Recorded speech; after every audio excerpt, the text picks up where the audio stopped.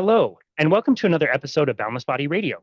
I'm your host, Casey Ruff, and today we have another amazing guest to introduce you now. Claire E. Wilcox, MD, is an associate professor at the Mind Research Network in Albuquerque, New Mexico. She is board certified in psychiatry and addiction psychiatry. She is also an associate editor for the New England Journal of Medicine Journal Watch. Her research is focused on finding ways to improve treatments for individuals with substance use disorders and to help people reduce addictive behaviors. To this end, she studies the utility of neuroimaging, primarily functional magnetic resonance imaging, to enhance clinical decision-making and aims to identify the neural mechanisms of change by which existing and novel treatments work. The Mind Research Network is dedicated to the discovery and advancement of clinical solutions for the prevention, diagnosis, and treatment of mental illness and other brain disorders. The Mind Research Network is a nonprofit organization that consists of an interdisciplinary association of scientists located at universities, laboratories, and research centers around the world, and is focused on imaging technology and its emergence as an integral element of neuroscience investigation. Dr. Wilcox's latest book is titled Rewire Your Food Addicted Brain: Fight Cravings and Break Free from a High-Sugar, Ultra-Processed Diet Using Neuroscience. Dr. Claire Wilcox, I'm now so honored is to welcome you to Boundless Body Radio. Thank you so much for having me, Casey. I really appreciate the invitation. It's an honor to host you. Before we dive into our topic today, which is food addiction, I do want you to mention where you're calling in from today. We mentioned in the introduction that you are out of Albuquerque, New Mexico, but you're in a very special part of the world, a place that I absolutely love. Can you tell everybody where you're calling in from today? Yeah, I'm calling in from a place called Rico, Colorado, which is sort of between Telluride, Colorado and Dolores, Colorado. It's a town of about 200 people at 9,000 feet. And it's just this, I shouldn't be speaking out loud about this on the radio, but it is a gem of a place, undiscovered, beautiful, quiet community in the mountains. I'm surrounded by aspens and blue sky and peaks. It's gorgeous out here. That's amazing. We're going to be in conflict there because I do the same thing. I go out of my way to never talk about how amazing Salt Lake City is and the mountains around here. I'm hoping to get sponsored by the Visit Colorado board of directors or something because I try to send as many people to Colorado as I possibly can. It is such a lovely area. It is absolutely beautiful. Telluride is amazing. The mountain village is amazing to walk around, ride bikes up there is just absolutely insane. And yeah, it's cool that they have the tourist area. And from everything I've heard and everything that you and I were talking about offline, it sounds like the billionaires have chased out all the millionaires in town. It's so silly expensive to want to try to live there. But it's such a beautiful area. And you're right, some of those smaller towns around that area are absolute gems that not a lot of people know about. Yeah, totally. Yeah. That's awesome. Yeah. Go visit Colorado. Yeah.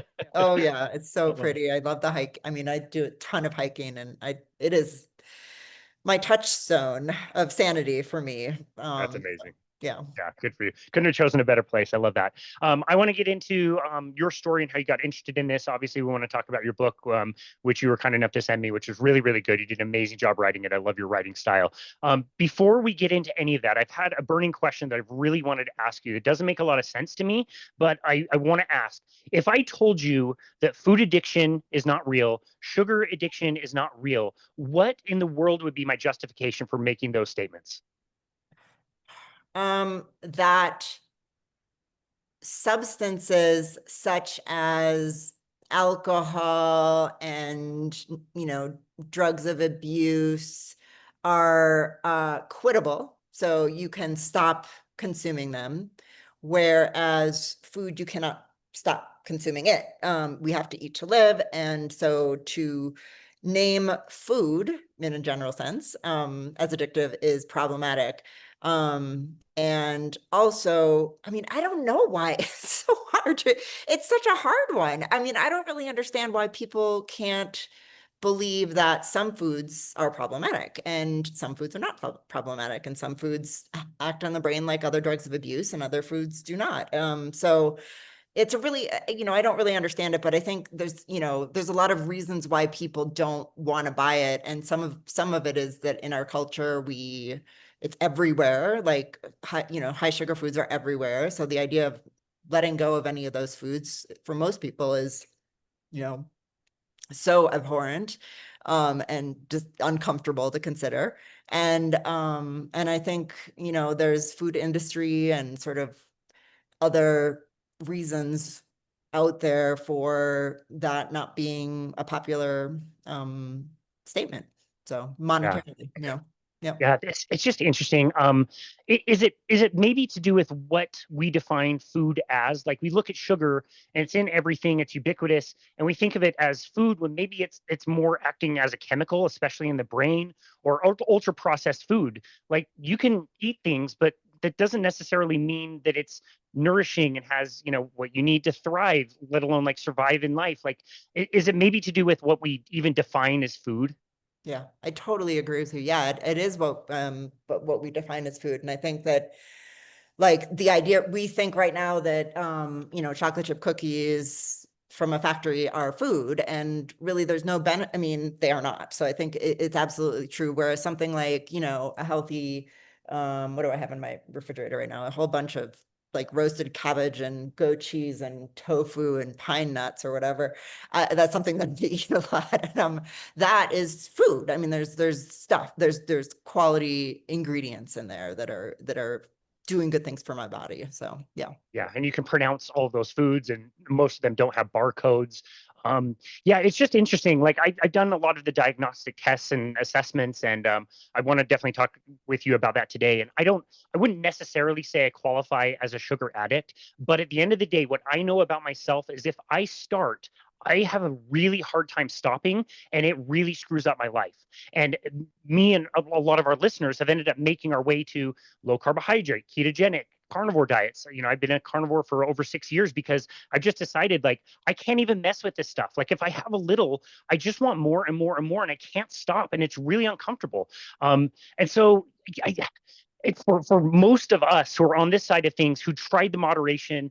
It hasn't really worked the best for us, and we've landed on abstinence. I know you work with both pairs of people, and everybody's a little bit different that way, and we're certainly not recommending that everybody has to do a very restrictive diet. They certainly do not.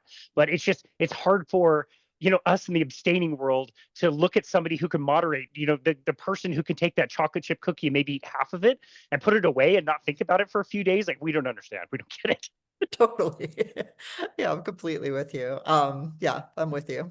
Yeah, it's hard to kind of justify. But anyway, let's get into your own personal story before we dive into a lot more of your work. Tell us how you got so interested in this as a topic, and eventually learning about addiction. You do come to confront things like food addiction, sugar addiction at some point. How did that all come about in your life? Yeah, so I ended up myself personally probably having a food addiction from the age of like 15 is when I started putting on weight and struggling with weight. And also at that same age, I started drinking alcohol and smoking cigarettes, which all of three of those things, sort of fed into each other in my imagination. And then, I spent most of my teenage years and college years yo-yo dieting, going up and down in weight. And then in my and then through medical school and then residency. So I initially did a residency in internal medicine. I was just drinking way too much and could not lose weight to save my life. And I basically was, dealing with the sleep deprivation and stress by overeating and over drinking and smoking cigarettes whenever I could have a spare moment. And so what I started with, when I started realizing that the drinking was a problem, that was kind of what got addressed first. And in its wake, and I, kept trying to quit smoking hundreds of times, tried to quit smoking, and that didn't take until I was like in my 30s.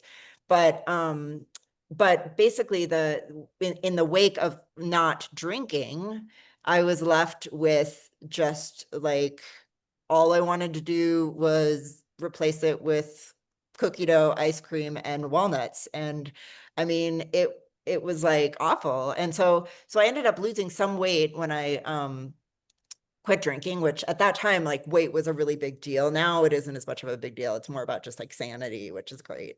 Um, but um, but yeah, I just started like struggling, and I had done AA for alcohol, and I was like, oh, what's this OA thing? And started checking that out.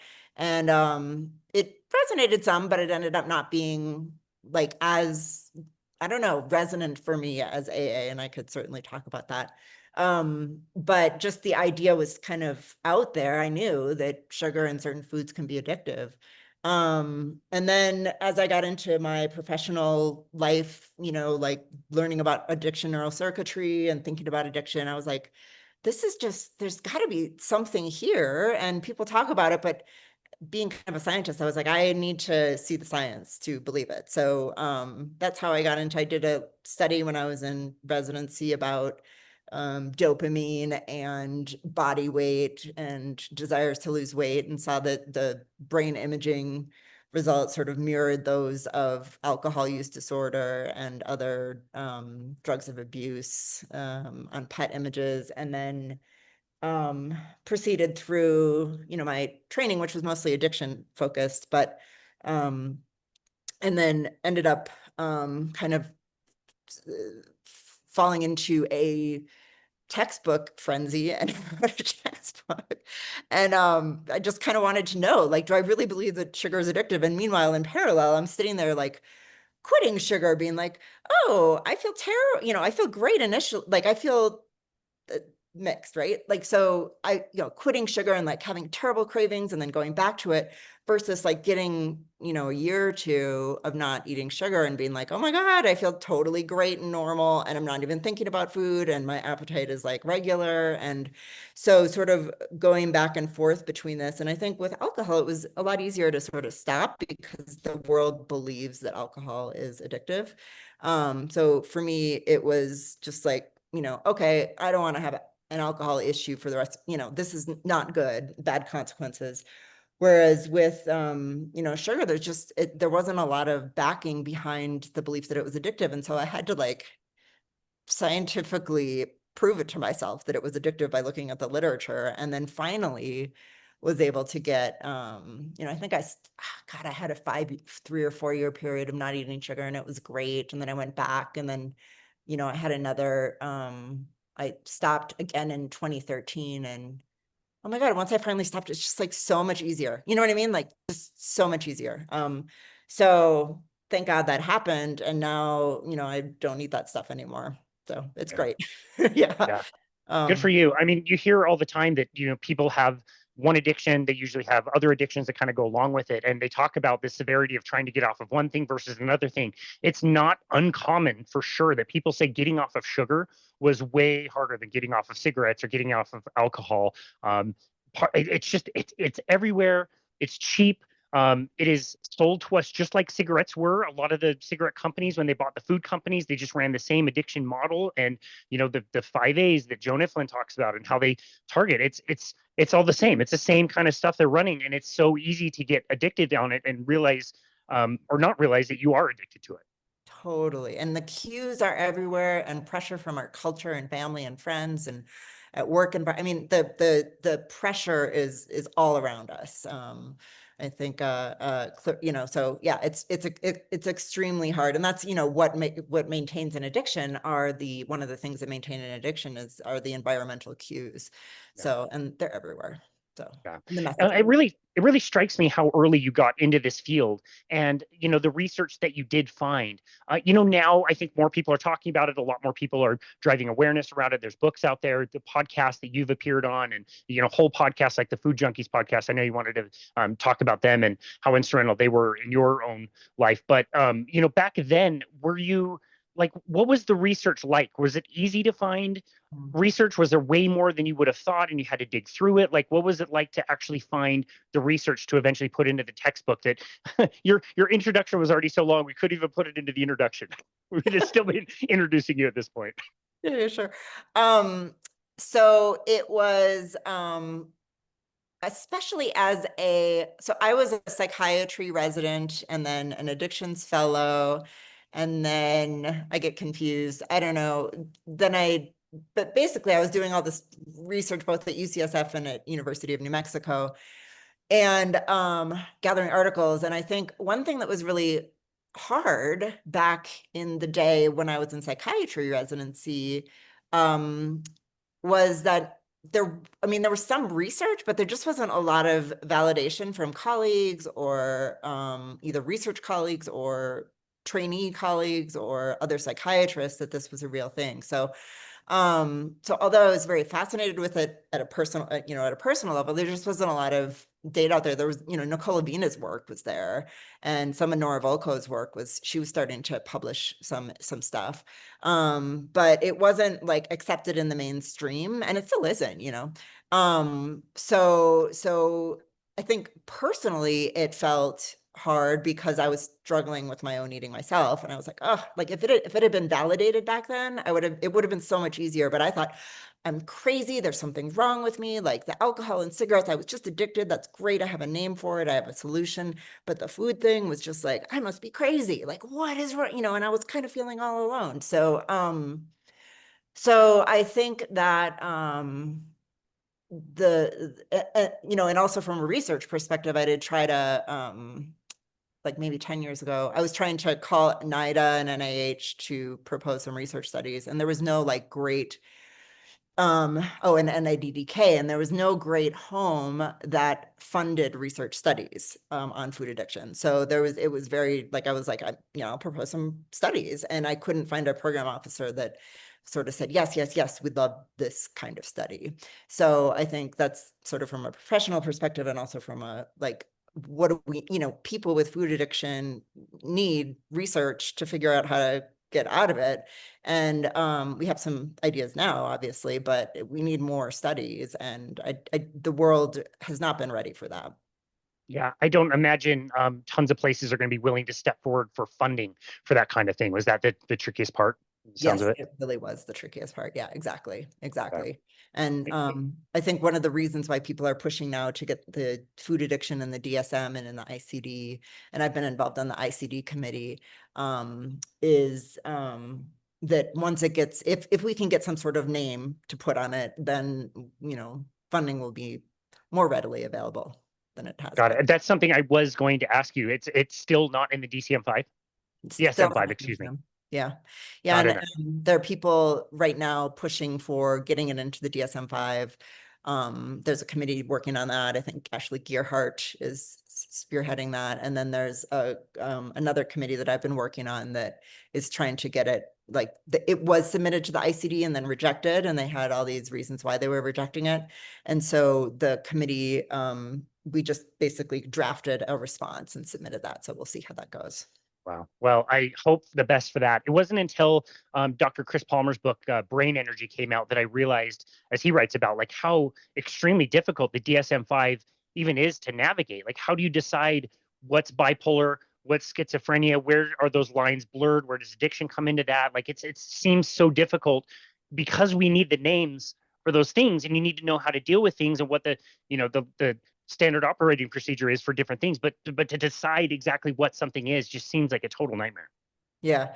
I mean, it isn't once you have, I feel actually like with the training that I had to be a psychiatrist that and then again, an addictions fellowship, like the addictions fellowship is a year, it was a clinical year. And a lot of it is spent on figuring out how to distinguish between, what you need to think about when you're distinguishing between, say, bipolar disorder versus cocaine use disorder or something like that. There are a lot of tricks of the trade to do that. So it is confusing, but with training, it's not terrible. But, Got it. yeah, in my Yeah, opinion. got it. Okay, gotcha. So let's dive in a little bit more. How do you decide whether somebody is a food addict, whether they're a sugar addict? What's the difference between the two? I think we both established that for more people than not, it's probably a thing to some degree. But how do you see the difference between those two things, and how do you know whether somebody is or is not kind of an addict to food and or sugar? Yeah, so the world seems to be kind of moving towards an ultra processed food use disorder term to describe kind of everything. I prefer a high sugar ultra processed food use disorder because I really think sugar is one of the more definitively addictive substances out there that we eat, that we consume. So I kind of want sugar in the label. I don't know if that's probably not going to happen. But I actually would probably not distinguish sugar addict from food addict. And I would just go with the food addiction, the Yale food addiction scale, which kind of covers all of it. And then for people, like everybody is different. And so for people to sort of figure out what food is more problematic for them, is kind of what I recommend in the book. In part because I think there are some people that have both sugar and food addiction, people that have, sugar and not, and, I think the term food addiction is also a little problematic too, because that's not focusing on the food groups that are more problematic than the other ones, if that makes sense. Yeah, got it. So the most problematic foods for most people are going to be, again, those simple sugars, refined carbohydrates, ultra processed foods. I love eating steak every single night, but I wouldn't say that I'm addicted to it, because I'll eat it and then I get to a point where I just don't want it anymore. It's almost like I have an aversion. Something that tasted amazing 5 minutes ago is now like I can't even look at it and I need to put it away. Is that kind of how you see the more problematic foods as well? Yeah, I mean, there's several things that make foods more problematic. That's absolutely one of them.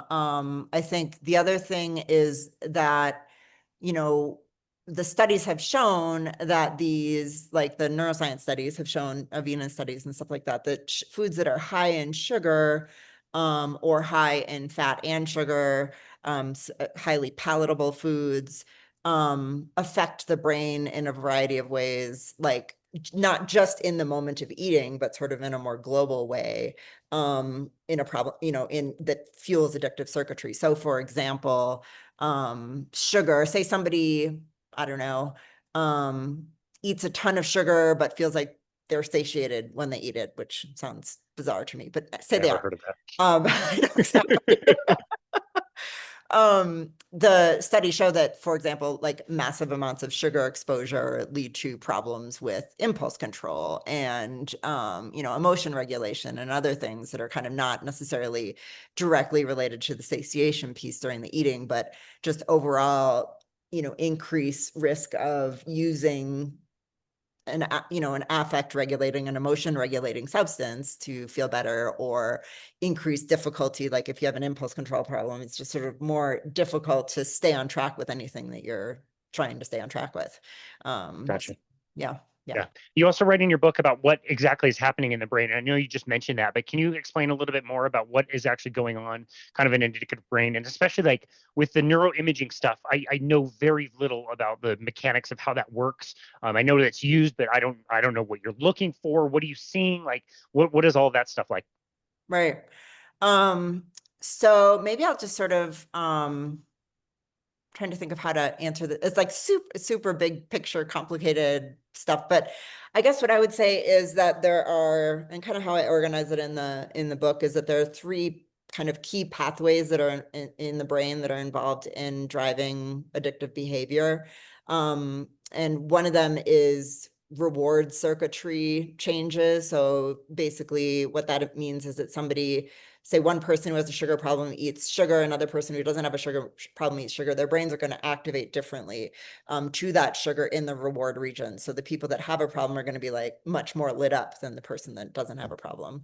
And then in addition to that, this is also part of the reward circuitry thing, that there's conditioning, so learning. So basically the more you eat something that lights up that reward network, the more you are likely to go back and crave it every time you see a cue in the environment associated with it. So you eat a lot of cookies, and that just sets up you to every time you walk into a room and you see a cookie, your brain's going to really want a cookie a lot more. And then the second pathway, or sort of set of circuitry that is involved, is the emotion regulation part of the brain. So when we overconsume any substance, be it alcohol, nicotine, sugar, whatever, we it feels good in the short term, but in the long term, what happens if we eat a lot of those things or consume a lot of those things is that our brain kind of gets used to it and starts to need it, so that when we stop, we go into withdrawal. And that actually is true with sugar. It is true with, probably ultra processed foods, although I'm not sure that's been documented. And it's definitely true with alcohol and nicotine. And so that what happens is the person, when every time they feel bad, they start to go back for that. So they want that substance to feel better. So there's that emotion regulation circuitry gets out of balance. And people that overconsume substances that are addictive tend to have more anxiety and depression, because they're just kind of up and down all the time, and their brains have been rewired by the substance to have more emotion difficulties. And then the third sort of set of this third pathway is the impulse control pathway. So basically being able to make good decisions, and then also, stick with a plan when we say, I'm not going to, I don't know, smoke a cigarette, or, are we able to not smoke a cigarette? And that requires the prefrontal cortex to work well. And that part of the brain can also get made, sort of messed up by overuse of any of the substances, including excessive fat intake and sugar intake. So all of those pathways are important in driving addiction. And then what's super interesting, I think, about the food piece is that if we're, so if we're hungry, so if we don't have enough calories in our system, we don't have enough good calories, good food, we don't have enough vitamins in our system, the addictive pathways are flared. So people that want to diet by cutting calories and only cutting calories and not sort of changing up their food plan and what they choose to eat and what they choose to put in their body, that can set them up for even more addictive flaring and more rebound and binging and sort of falling off the commitment path, whatever commitment they made to themselves. So so that's a really important piece with food addiction, and also with other addictions, to just eat well, to eat well and eat enough of the good stuff. So. Gotcha. Okay. Thank you. That was very well explained. I appreciate that. And this can be, what you find in the research or just what you observe in the food addiction world. What things tend to come along with food addiction? You mentioned depression, anxiety. There must be other things that associate, again, whether it's, research that is, proving this or showing quite strong like correlations or whatever, versus like what is just observed in most people. Like what kinds of things will tend to associate with food addiction? Yeah, so ADHD is another one I'm just thinking of because of the impulse control stuff. But I think a big one is just eating disorders and obesity, and that's really important to name. So I think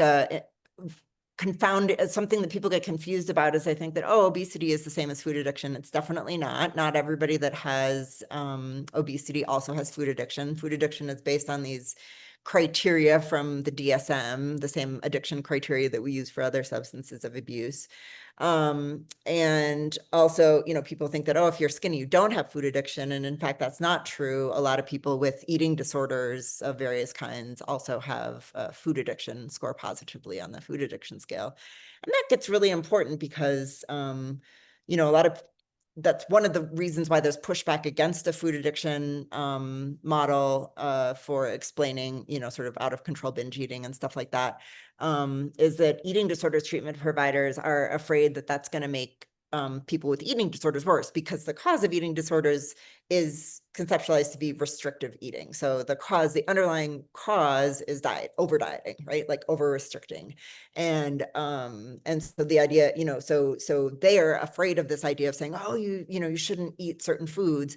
That makes eating disorders professionals, for good reason. I mean, they've seen a lot of patients suffer, very nervous. So there's quite a bit of pushback about that and concern. And I think there's valid concern, and it's an area for research, because I think some people, with an eating disorder and a food addiction, are might actually be made worse, especially if it's just mainly an eating disorder, might be made worse by the recommendation to say, I don't know, cut out bread or something. It could just activate their whole eating disorder circuitry and make things worse for them. So sort of finding that middle ground for those folks is pretty important. Yeah, got it. Okay. It's so it's so tricky, and it's very early days, and I think this is highly individual.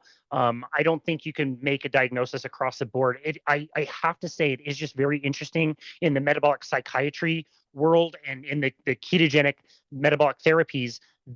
Some people, again, very early, I'm not making any claims here, but very early days, some people like telling them that they should like sit with the cookie and nibble the cookie and like be with the cookie, that can work or can also not work. And then like telling somebody that a very restrictive diet, like a metabolic ketogenic diet, it is so restrictive, but it actually can help them heal the anorexia.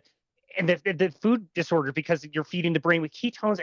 It's so complicated, but it's very interesting. The last thing I would ever think to tell somebody who has a problem with restriction is do a restricted diet, yet some people actually succeed with it. It's just interesting to observe.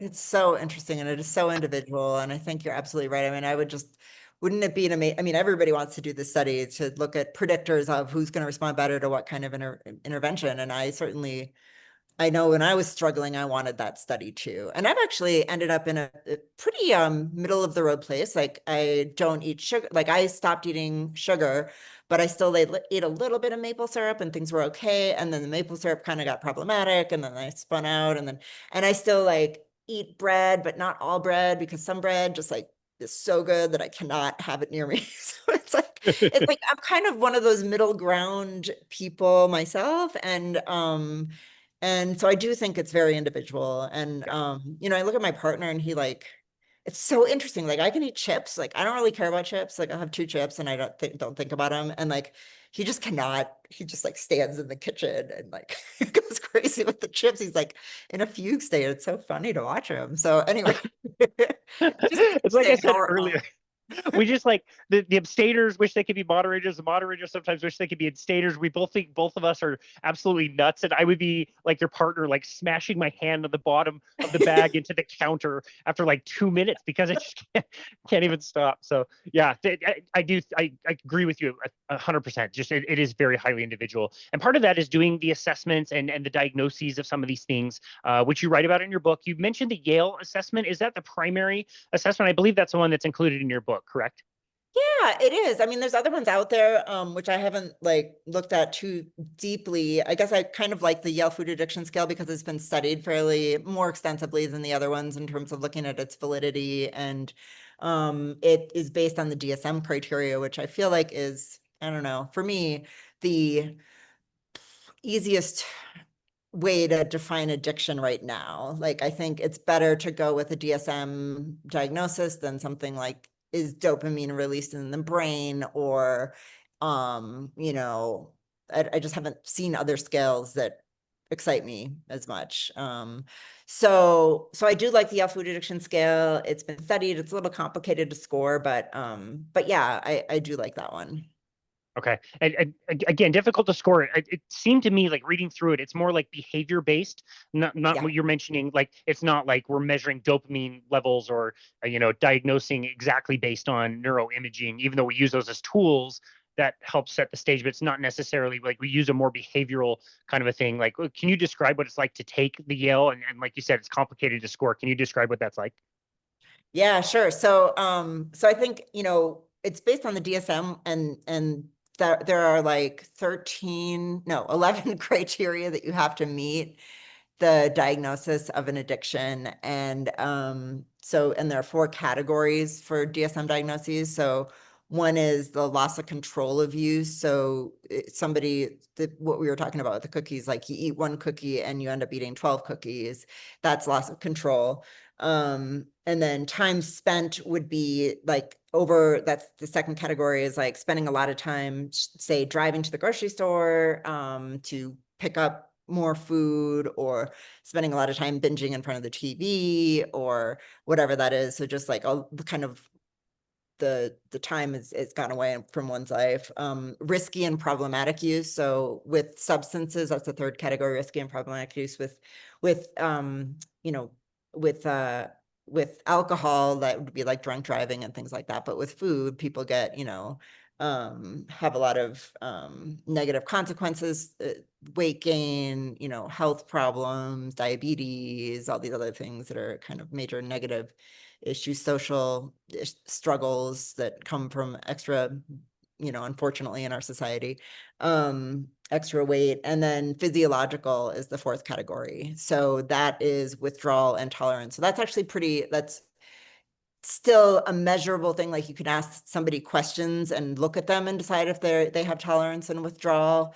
You don't have to go into their brains and measure their brain function to determine that, but it is a bit more of a objective measure. Like, so people and all those four categories within the 11, criteria that sort of, you can organize the 11 criteria into those four categories.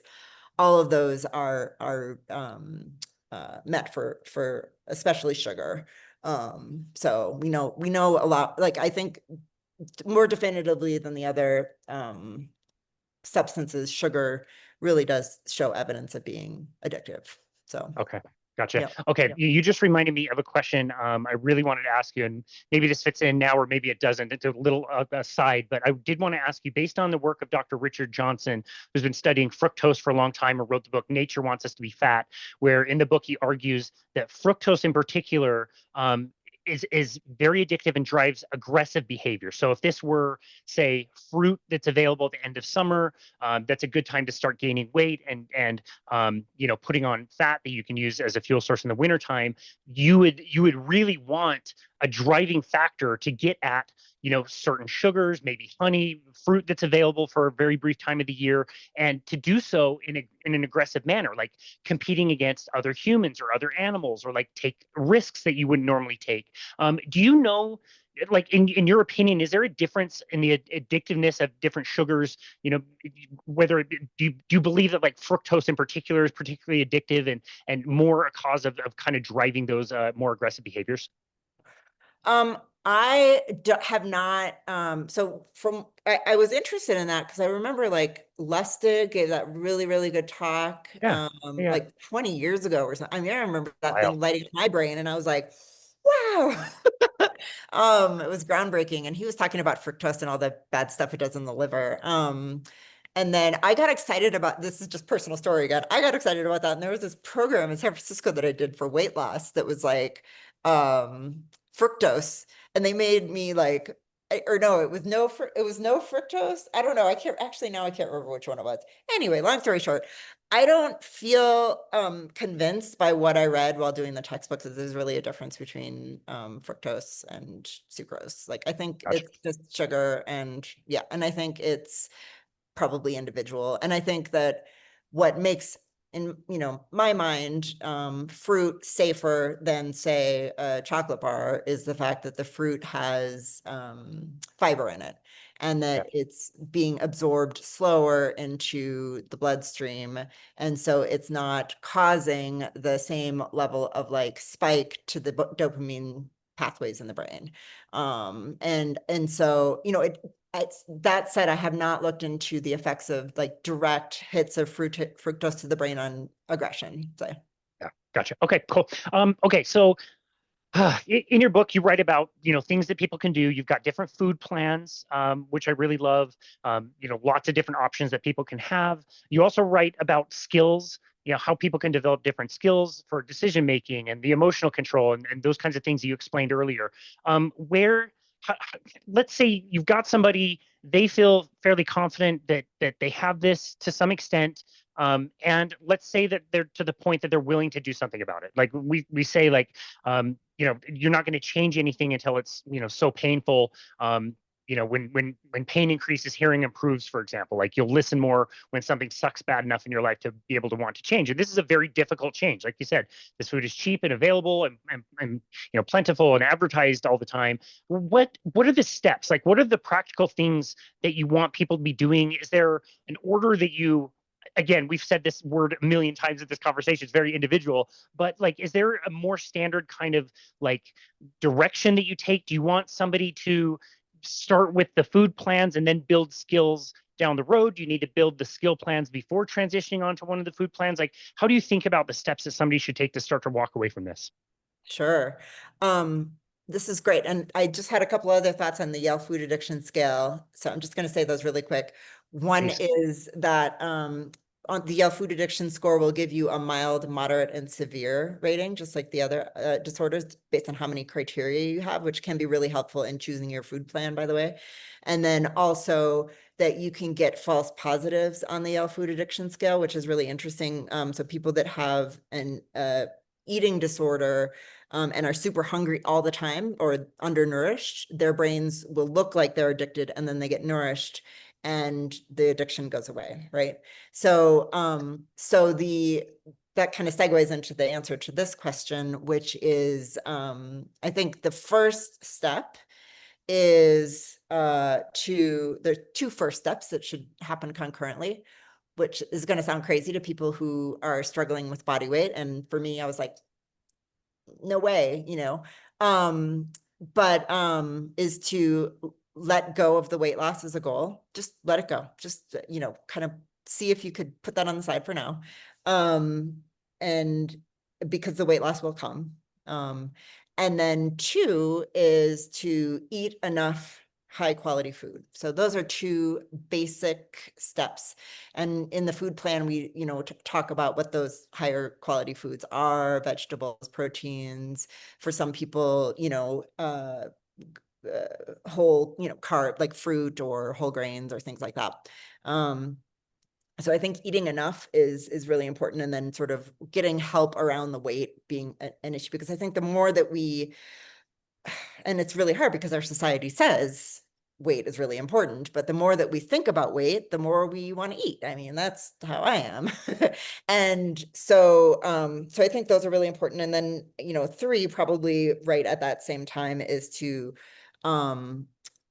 start to find support, and whether that be in an OA type program, if that resonates, that can be an option for a lot of people, with some caveats, and I talk about that in the book. Whether it's with a therapist that kind of understands what this is all about, whether it's with a coach that understands what this is all about.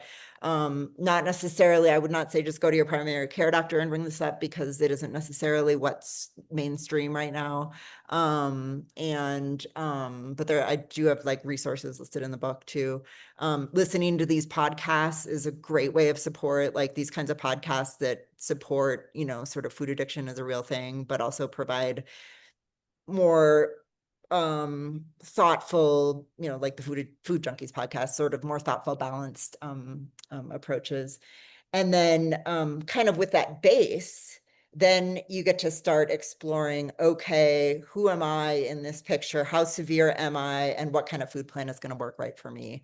And so, I think some people with more severe food addiction might end up needing a harder, not harder, I shouldn't say that, a more, I don't want to be judgy about that, a more restrictive, I hate saying that word, food plan.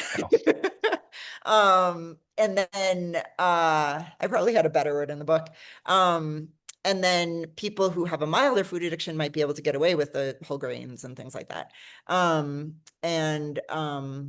then on sort of the third piece is all this stuff. So all that stuff's going to start rewiring the brain. And by the way, I think if anybody's confused about what to try to let go of or sort of remove, I think the sugars are really low-hanging fruit for most people. And boy, it can be a all or nothing change if that's doable. And if not, there's ways to sort of grade away, slowly move away from it too. And then last but not least is sort of all the therapeutic skill things, like exercise, like is so like lifestyle changes and therapeutic skills. So like exercise is so good for addictions. It's so good for addictions. It rewires the brain directly. It's one of the few things that we've seen studies show that it actually changes the brain in positive ways.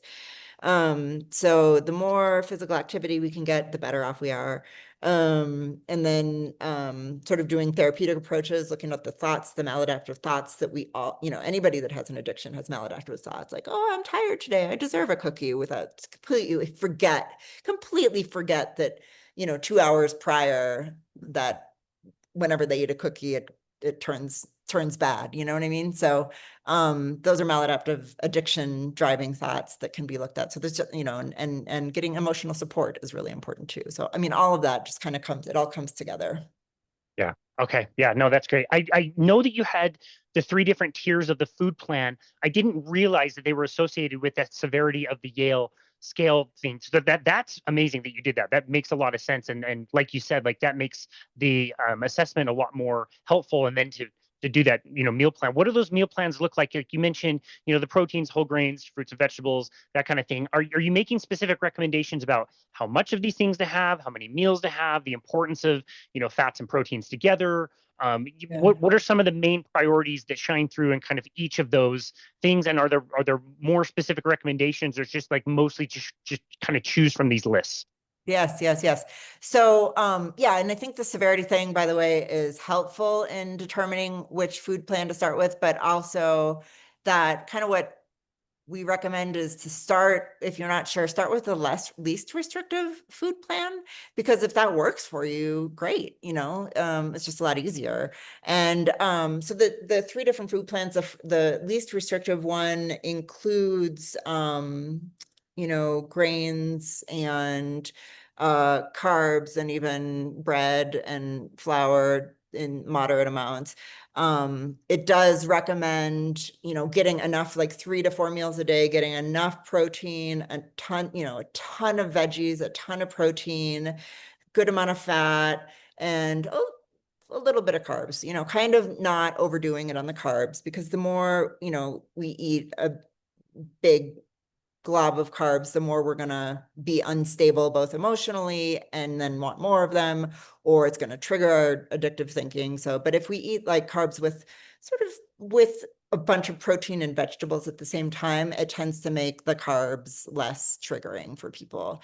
And then the most restrictive food plan is like, it's almost more for, just like eating lots of fish and meat and, vegetables and stuff like that, things that aren't going to spike the blood glucose. So, yeah. Okay, we've been doing so good on Zoom, and it just cut out for just a little bit of that, and it was absolutely fascinating. So I'm just going to really quick go. I'll edit this, but I'm going to go back and ask you about the stage where you get to the most restrictive food plan. Okay. So yeah, we talked about kind of the lower tiers. What about when somebody requires like the most restrictive food plan? Yeah, so the most restrictive food plan is a little more of it's almost like a ketogenic type of approach. And although not really thinking so much about the ketones, it's just thinking about maximizing the whole foods and proteins and vegetables. And because that will be that will result in less sort of variation in blood glucose levels and allow people's brain circuitry not to be triggered by the carbs, because the carbs in general are more triggering even, than the spinach or something like that, or the beef. Got it. Okay, awesome. Thank you for explaining that. I really appreciate that. But for somebody who, again, is just getting started on this journey and they can't imagine what their life would be, like it's different for people like you and I who have gotten to the other side of this, and like there's no way. I know that this is the course I need to stay. I feel way better. My brain feels better. I have way less anxiety. My energy's better. Like across the board, like I cannot go back. I will not go back at this point. And I'm sure you're the same way. Sure, you can dabble with some things here and there, but you're not going back to heavy sugar. For somebody who's just starting and they can't even imagine, like, what are the things you try to tell somebody to say, like, look, this is going to suck for a little while. This might be harder than you think, but you're going to get to this part where it's going to be a lot better. Like, how do you help somebody understand that this is a journey worth taking? It's such a good question. I mean, I know myself, I was hopeless almost, but I never quite gave up. But like, it felt so awful to think about not having my cookie dough and ice cream and walnuts. Like, that just felt like, is life even worth living without those things? I mean, I don't even know. Like, sitting in my apartment thinking like, all I want is cookie dough, and there's nothing else that will give me joy but that cookie dough. Like, there's no, what am I supposed to do? Like, I'm gonna go get the cookie dough because there is just nothing else out there. I mean, those are maladaptive thoughts, I know today. But back then, I'm sitting there by myself alone in my apartment wanting cookie dough. Like, it's like, I, I guess what I would say is keep trying, keep trying. It's super hard. And it is so, so good in the end. Like, I just feel like happy. Like, my life is uncomplicated. I'm happy. I've got my 2 dogs next to me. I'm like writing books, which is what I love to do. Like, I just feel like I have, I get to go outside and hike, and I don't feel like, I'm not like super skinny or anything, but like I can wear a bathing suit and be like, I'm a 52-year-old woman and I have a little bit of a paunch, but like not a huge paunch. You know what I mean? Like, I don't care. Like, I just feel good. And what a relief to not be in that up and down cycle and the craving and the hating myself. I mean, it's so just keep trying, because it's totally, totally worth it. Wow. I absolutely love that. But unfortunately, you just lost the entire audience when you lied about your age and said you're 52. You are not 52. If you're listening and not watching, I'm looking at a 35-year-old maybe. You are not 52. Oh, You that's so just lost nice. all your credibility. Must be the Zoom edits that my friends taught me how to do. You look absolutely amazing. I would have never guessed that you were 52 years old. That's amazing. And you're right. Like, yeah, we're not, none of us have the perfect body. And we see, the models on Instagram and everybody wants to strive for that. And we forget the fact that, like, if you're going on a hike, if you are appreciating a sunrise or a sunset, like, you're in the top, like, I don't know, 5%, 2% of people that can even, like, do that these days. Like, it's so rewarding to have these experiences that it makes it so easy to stay the course, like we said. And, like, yeah, to be outside in, southwestern Colorado and just to walk around and take in the fresh air and the sunlight with your dogs and just to experience that happiness. There's nothing that can replace that. It's amazing. Yeah, I totally agree. And God, I mean, just to compare to how it felt to be constantly, I don't know, struggling with cravings. It's really nice not to have to, that's not in my brain anymore. And Yeah, what a relief, So so nice. Yeah. So nice. Again, I really love your book. I love the way you wrote it. One of my favorite things is that you have a lot of personal stories in there from a lot of other people. And I'm curious, like, they don't have to be the biggest stories or the most amazing stories, but do you have one or two stories that are, like, quick to come to mind that you like to share some with people? Like, maybe something that's just sticking out for right now that, different stories of other people that have also found kind of success by going through this process. yeah, I mean, I think one thing that I liked was Brid's story, and how she, if I'm not mistaken, I think she was one anyway, who ended up having like well, no, I'm gonna back out. I'm gonna go with the story of somebody who has binge eating disorder and obesity and goes into eating disorder treatment, and is continuing to gain weight and is being asked to eat cookies in moderation and ice cream in moderation, and gets a lot out of the IOP and meets a lot of friends, but is continuing to struggle with weight gain and cannot get several important surgeries to address things because of her because of her weight. And so, but when she ends up trying out a sort of food addiction recovery food plan and approach, she's already got the skills, she's already got the support and the skills. It's just getting rid of those problematic high sugar foods. Once she gets rid of those, things just get really easy for her. So Yeah, very similar to your story and my story as well. right. Yeah, again, I really love the book. You did a great job writing it. And I love that you include all those stories. I think that, the science is so important, and, learning this, getting the studies done, obviously is so important, but also hearing the personal stories is more inspiring. It can help make people be at least a little bit more open to going down this journey, which, again, seems impossible, insurmountable in the beginning, but gets better and better over time. We have to say, like, it will repay you very quickly. And I wanted to make sure, we've already mentioned the podcast already, the Food Junkies podcast, but as your career has evolved and you changed the way you've kind of been working with people, I know that you wanted to make sure that we left some space to give the people that run the Food Junkies podcast some credit for some of the work that they've done. I know the names, but I don't know a ton about them, and how did your kind of paths cross, and how have they been instrumental in your kind of work and your understanding of this field? Yeah, so I'd finished the textbook and I was like wanting to write a book for the lay public like this one. And I started listening to the Food Junkies podcast and was realizing like they had so many good interviews on there, and so many solid people. And the three of them, so Vera Tarman is an MD, and Clarissa Kennedy and Molly Painchab are clinicians that treat people with food addiction, that they were just like really great interviewers and balanced. So it wasn't like this all or nothing sort of approach. They were just very curious and wanted to explore all these different approaches to treating the food addiction. They were open.